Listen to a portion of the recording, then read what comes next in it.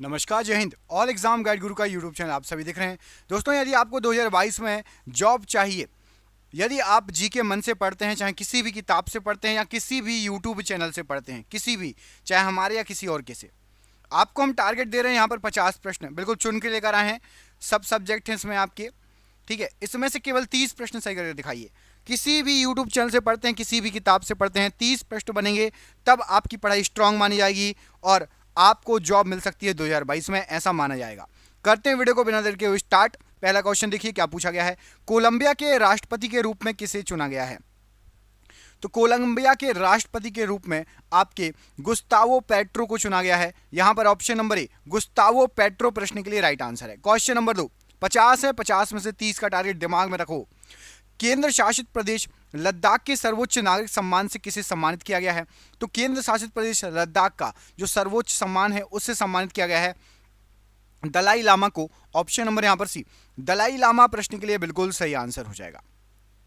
विश्व सिंह दिवस कब मनाया जाता है? तो विश्व सिंह दिवस, यहां पर आपको जो ऑप्शन दिए गए हैं राइट आंसर हो जाएगा 10 अगस्त को विश्व सिंह दिवस मनाया जाता है। ऑप्शन नंबर यहां पर सी 10 अगस्त राइट आंसर है। बिहार के उप मुख्यमंत्री के रूप में इनमें से किसे चुना गया है? तो बिहार का जो उप मुख्यमंत्री है, यहां पर आपको जो ऑप्शन देगा उसमें से तेजस्वी यादव को बिहार का उप मुख्यमंत्री चुना गया है। आप सभी को कमेंट बॉक्स में कमेंट करके बताना है कि बिहार के मुख्यमंत्री कौन है, बिहार के सीएम कौन है। कमेंट बॉक्स में कमेंट करके बताना है। देखते हैं आप लोगों में से किस किस को पता है कौन कौन एग्जाम की तैयारी कर रहा है। बिहार के सीएम का नाम कमेंट करके बताइए। और जिसने वीडियो अभी तक लाइक नहीं किया, बिना बोले लाइक कर दिया करो। हम मेहनत करते हैं, हमारी मेहनत के लिए लाइक तो आप कर ही सकते हो, इतना हमारा सहयोग कर सकते हो लाइक करके। प्रधानमंत्री नरेंद्र मोदी ने किस राज्य में 2G इथेनॉल प्लांट राष्ट्र को समर्पित किया?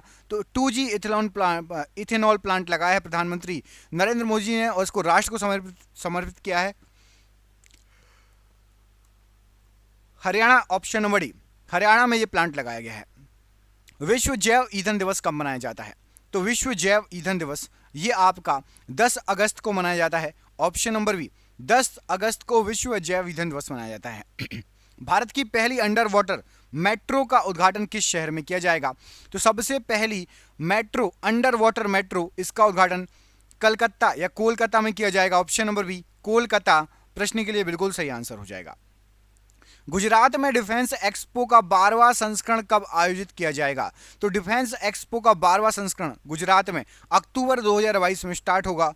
ऑप्शन नंबर डी, अक्टूबर 2022 राइट आंसर है। नई दिल्ली अंतरराष्ट्रीय मध्यस्थता केंद्र का नाम बदलकर क्या कर दिया गया है? तो नई दिल्ली अंतरराष्ट्रीय मध्यस्थता केंद्र, इसका नाम चेंज कर इंडिया इंटरनेशनल ऑर्बिट्रेशन सेंटर कर दिया गया है। India international arbitration centre, option number C यहां पर राइट आंसर है। राष्ट्रमंडल खेल 2022 में जो आयोजित किए गए थे, इसमें भारतीय दल ने कितने स्वर्ण पदक जीते हैं? तो राष्ट्रमंडल कॉमनवेल्थ गेम, इसमें भारतीय टीम ने 22 स्वर्ण पदक जीते हैं। यहां पर ऑप्शन नंबर आपका सी 22 स्वर्ण पदक राइट आंसर हो जाएगा। बढ़ते हैं भाग 2 की तरफ, हिस्ट्री की तरफ। इसके पहले आपको जानकारी दोस्तों, आपके लिए पिछले भारत के सभी एग्जाम में पिछले 30 साल से जो क्वेश्चन बार बार रिपीट हो रहे हैं, इतिहास के, भूगोल के, पॉलिटी के, आपके हिस्ट्री के, साइंस के, सभी के क्वेश्चन जो रिपीट हो रहे हैं कंप्यूटर विद, आपके लिए 10,000 जीके की पीडीएफ तैयार की गई है। और ये पीडीएफ 300 रुपये की है। व्हाट्सएप पर आपको पीडीएफ मिलेगी, लेकिन ऑफर है स्टार्टिंग के 1000 बच्चों के लिए। जो 1000 बच्चे पीडीएफ खरीदेंगे उनको ये 10,000 जीके की पीडीएफ, पिछले 30 साल से बार बार एग्जाम में हुए क्वेश्चन की पीडीएफ केवल और केवल 99 रुपये में मिलेगी। नीचे दिए गए नंबर पर आप चाहे तो पीडीएफ परचेस कर सकते हो। व्हाट्सएप पर पीडीएफ मिल जाएगी। सिर्फ 1000 बच्चों को 99 रुपये में ये ऑफर दिया गया है। अगला क्वेश्चन देखिए, इतिहास भाग 2। इसमें पूछा गया भारत के किस भाग में आसफ जाही राजवंश के निजामों ने शासन किया था? तो आसफ जाही राजवंश के निजामों ने दक्कन प्रांत में शासन किया था। ऑप्शन नंबर यहां पर डी, दक्कन प्रांत प्रश्न के लिए बिल्कुल सही आंसर है। 1793 में स्थायी बंदोबस्त प्रस्तावित किया गया था। इस दौरान बंगाल के गवर्नर जनरल कौन थे? तो स्थायी बंदोबस्त के समय बंगाल के गवर्नर जनरल थे आपके Lord Cornwallis. Option number B, Lord Cornwallis प्रश्न के लिए राइट आंसर है। 9वीं शताब्दी में प्रसिद्ध विक्रमशिला विश्वविद्यालय की स्थापना किसने की थी? तो प्रसिद्ध विक्रमशिला विश्वविद्यालय की स्थापना, यहां पर आपको जो ऑप्शन दिए गए हैं, धर्मपाल ने की थी। ऑप्शन नंबर सी, धर्मपाल प्रश्न के लिए राइट आंसर है। निम्न में से किस राज्य में अजंता की गुफाएं स्थित हैं? तो यहाँ पर आपको जो राज्य दिए गए हैं उसमें से महाराष्ट्र राज्य में अजंता की गुफाएं स्थित हैं। ऑप्शन नंबर यहाँ पर भी महाराष्ट्र राज्य राइट आंसर है। निम्नलिखित यात्रियों में से कौन सा 11वीं शताब्दी में उज्बेकिस्तान से भारत आया था? तो उज्बेकिस्तान से भारत आया था अल बरूनी। ऑप्शन नंबर ए, ये 11वीं शताब्दी में उज्बेकिस्तान से भारत आया था अल बरूनी। निम्न में से कौन सा शासक तुलुव राजवंश से संबंधित थे? तो तुलुव राजवंश से यहाँ पर आपको जो ऑप्शन दिए गए हैं कृष्णदेव राय संबंधित थे। ऑप्शन नंबर सी, कृष्णदेव राय प्रश्न के लिए राइट आंसर है। 1 अप्रैल 1937 को अंग्रेजों द्वारा संयुक्त प्रांत के रूप में कौन सा आधुनिक भारतीय राज्य बनाया गया था? तो अंग्रेजों ने आधुनिक भारतीय राज्य संयुक्त प्रांत के रूप में उत्तर प्रदेश को बनाया था। ऑप्शन नंबर यहाँ पर डी, उत्तर प्रदेश प्रश्न के लिए बिल्कुल सही आंसर हो जाएगा। भोपाल का वह नवाब कौन था या थी जिसने 1868 से 1901 तक भोपाल में शासन किया? यहां पर आपका प्रश्न के लिए राइट आंसर हो जाएगा शाहजहां बेगम ने 1868 से लेकर 1901 तक भोपाल में शासन किया। ऑप्शन नंबर यहां पर बी प्रश्न के लिए राइट आंसर है। दक्षिण अफ्रीका में 21 वर्ष से अधिक समय तक रहने के बाद गांधी जी कब भारत में आए थे? तो दक्षिण अफ्रीका में 21 वर्ष से अधिक समय तक रहने के बाद 1915 में गांधी जी वापस आए थे। ऑप्शन नंबर 1915 राइट आंसर है। ब्रिटिश सेना और डच सेना के बीच बेदरा का युद्ध, बैटल ऑफ बेदरा, कब लड़ा गया था? तो बेदरा का युद्ध लड़ा गया था आपका 1759 ईस्वी में। ऑप्शन नंबर यहां पर भी राइट आंसर है। इतिहास खत्म, अब 10 क्वेश्चन आपके जियोग्राफी के। माउंट एवरेस्ट पर चढ़ाई करने के लिए पर्वतारोही को कहां पर जाने की आवश्यकता होती है? तो यदि माउंट एवरेस्ट पर आपको चढ़ाई करना है तो आपको नेपाल जाना पड़ेगा। नेपाल से option number C, Mount Everest पर चढ़ाई होती है। यहां पर आपको जो ऑप्शन दिए गए उसके अनुसार नेपाल राइट आंसर हो जाएगा। अगला क्वेश्चन देखिए, हीराकुंड बांध किस राज्य में स्थित है? तो हीराकुंड बांध जो है ये आपका उड़ीसा राज्य में स्थित है। ऑप्शन नंबर ए, उड़ीसा राज्य प्रश्न के लिए राइट आंसर है। गुरुत्वीय तरंगों का पता लगाने के लिए सर्वप्रथम किस उपकरण का प्रयोग किया गया था? तो गुरुत्वीय तरंगों का पता लगाने के लिए सबसे पहले लिगो उपकरणों का यूज किया गया था। ऑप्शन नंबर सी, लिगो उपकरण राइट आंसर है। भारत के नौगम्य अंतर्देशीय जलमार्ग की अनुमानित लंबाई कितनी है? तो नौगम्य अंतर्देशीय जलमार्ग है उसकी जो लंबाई है 14,500 किलोमीटर लगभग है। ऑप्शन नंबर डी, 14,500 किलोमीटर लगभग राइट आंसर है। निजाम सागर बांध निम्नलिखित में से किस राज्य में स्थित है? तो आपका जो निजाम सागर बांध है ये आपका तेलंगाना राज्य में स्थित है। ऑप्शन नंबर डी, तेलंगाना राज्य प्रश्न के लिए बिल्कुल सही आंसर हो जाएगा। दिसंबर 2019 में किस पूर्व भारतीय प्रधानमंत्री के नाम पर रोहतांग सुरंग का नाम रखा गया? तो रोहतांग सुरंग का अब जो नाम है अटल टनल है और वो अटल बिहारी वाजपेयी जी के नाम पर रखा गया है। Option number A, Atal tunnel Atal Bihari Vajpayee ji के नाम पर रखा गया नाम है।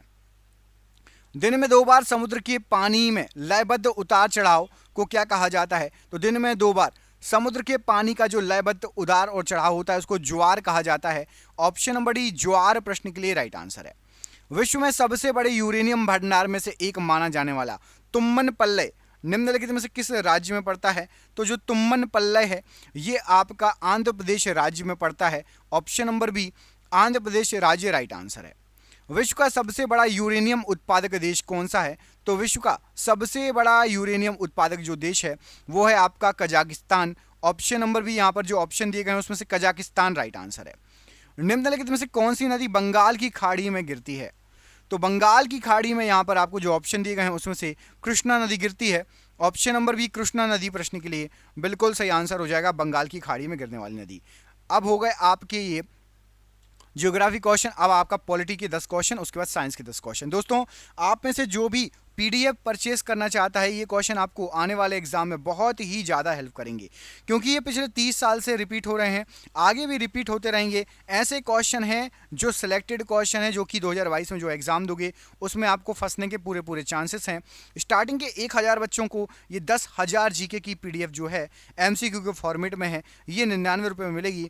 आप नीचे दिए गए नंबर पर वीडियो जैसे खत्म होता है उसके बाद कॉन्टैक्ट कर सकते हैं और पीडीएफ को प्राप्त कर सकते हैं। अभी जो पीडीएफ लेगा उसको 99 रुपये में पड़ेगी, फिर उसके बाद 300 रुपये इसकी प्राइस हो जाएगी। जिसको भी चाहिए कांटेक्ट कर लेना।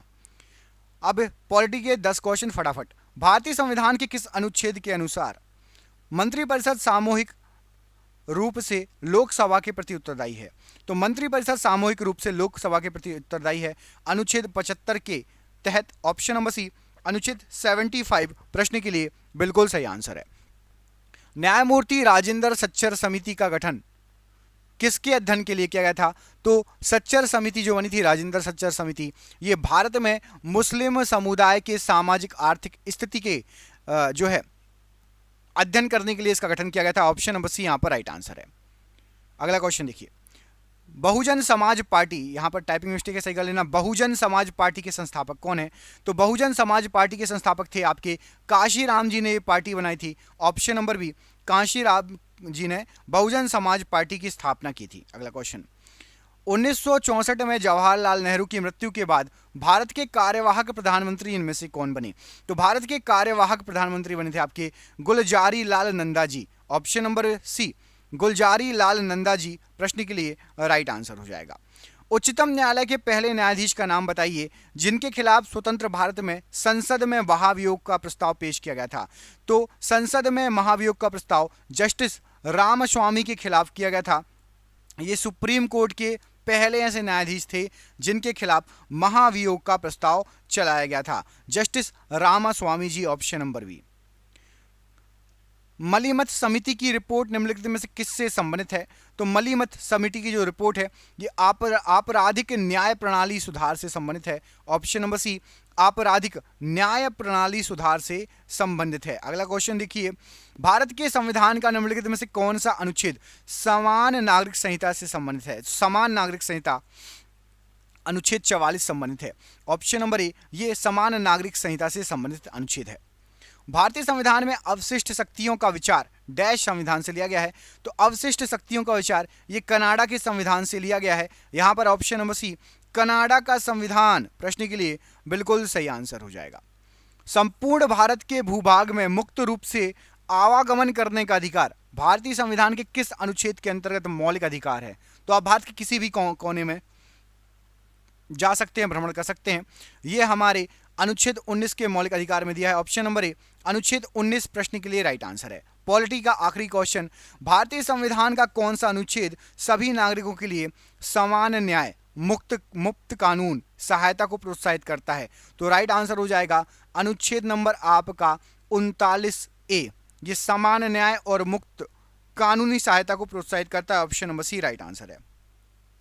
लास्ट आपका पार्ट 5, इसमें आपके साइंस के 10 क्वेश्चन होंगे।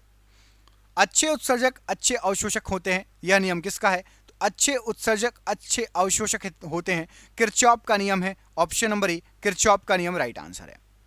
ऊनी कपड़े सूती वस्त्रों की अपेक्षा गर्म होते हैं, ऐसा क्यों? तो ऊनी कपड़े सूती वस्त्रों की अपेक्षा गर्म होते हैं क्योंकि ये ताप के अच्छे रोधक होते हैं। ऑप्शन नंबर यहाँ पर डी ताप के अच्छे रोधक होते हैं ऊनी कपड़े। चांदी की ऊष्मीय चालकता तांबे की ऊष्मीय चालकता की अपेक्षा कैसी होती है? तो चांदी की ऊष्मीय चालकता अधिक होगी, तांबे की कम होगी, चांदी की अधिक ऊष्मीय चालकता होगी। ऊष्मा संचरण की वह विधि जिसमें माध्यम के कण गति नहीं करते कौन सी है? तो राइट आंसर हो जाएगा ऊष्मा संचरण की वह विधि जिसमें माध्यम के कण गति नहीं करते उसको विकिरण कहा जाता है। यहाँ पर ऑप्शन नंबर बी विकिरण प्रश्न के लिए राइट आंसर है। शीत ऋतु में जब ठंड से जल जम जाता है तब मछलियों और अन्य जलीय जीव क्या होता है? तो जैसे ही बर्फ जम जाती है तो मछली और अन्य जीव जीवित रह सकते हैं क्योंकि जल का केवल ऊपरी भाग जमता है और नीचे जो है जल नहीं जमता, इसलिए मछली नीचे जिंदा रहती है। मानव शरीर का सामान्य तापक्रम 98.4 फ़ारेनहाइट है। सेल्सियस में कितना होता है?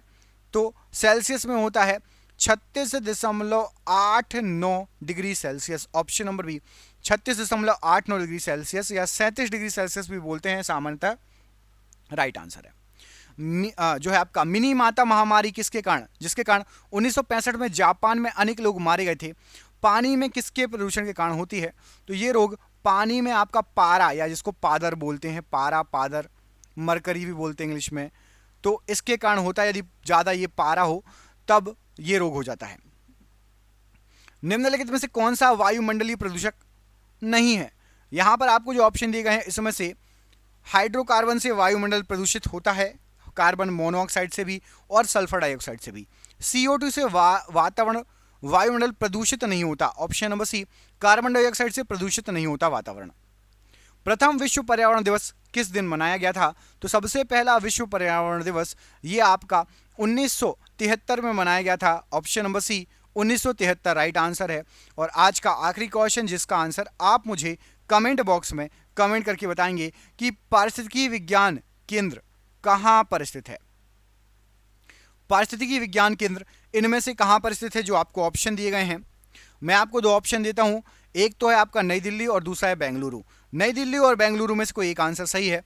कमेंट बॉक्स में आपको कमेंट करके बताना है कि इनमें से कौन सा आंसर सही है। दोस्तों आपके लिए जो पीडीएफ तैयार की गई है उस पीडीएफ को परचेस करने के लिए नीचे दिए गए नंबर पर कॉल कर लेना। आपके आने वाले एग्जाम में उसमें से कई क्वेश्चन फंस सकते हैं, क्योंकि 30 साल से जो बार बार रिपीट क्वेश्चन हो रहे हैं ना, वही क्वेश्चन इसमें पूछे जा रहे हैं। आप सभी का बहुत बहुत धन्यवाद। आपसे मिलेंगे अगली वीडियो में। अपना ख्याल रखिए। आप सभी का बहुत बहुत धन्यवाद। जय हिंद, जय भारत।